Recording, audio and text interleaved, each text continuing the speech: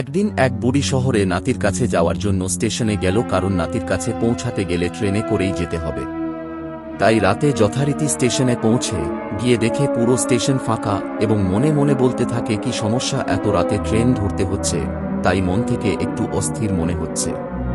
তারপর স্টেশনে ট্রেন আছে এবং ট্রেনে চড়েই বলতে থাকে, এই কামরাটা এত ফাঁকা কেন, এতে কি আমি ছাড়া আর কেউ নেই?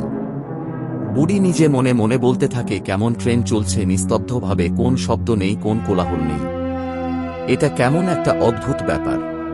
তারপর বুড়ি হঠাৎ চমকে গিয়ে মনে মনে ভাবতে থাকে, এ আবার কে, আমার পেছনে কি কেউ বসে আছে? তারপর বুড়ি পেছন ঘুরে তাকায় এবং দেখে যে কেউ নেই। তারপর ভয়ে ভয়ে মনে মনে বলতে থাকে, আমি তাহলে যেটা দেখলাম সেটা কি?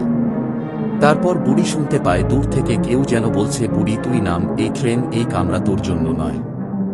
বুড়ি এই কথা শুনে বলে, কে কথা বলছে?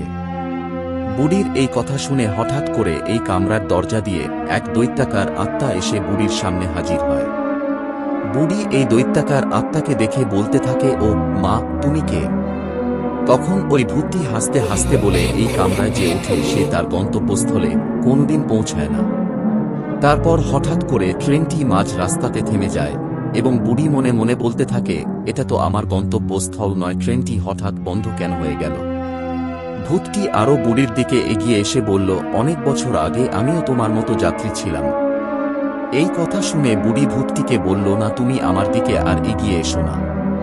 তারপর সকালবেলা একজন যাত্রী এই কামরায় উঠে ব্যাগগুলো দেখে বলতে থাকে, এগুলো আবার কার ব্যাগ? তারপর আর একজন যাত্রী কামরায় উঠে বলতে থাকে, এই কামরায় যে ওঠে সে আর তার গন্তব্যস্থলে কোনোদিন পৌঁছায় না।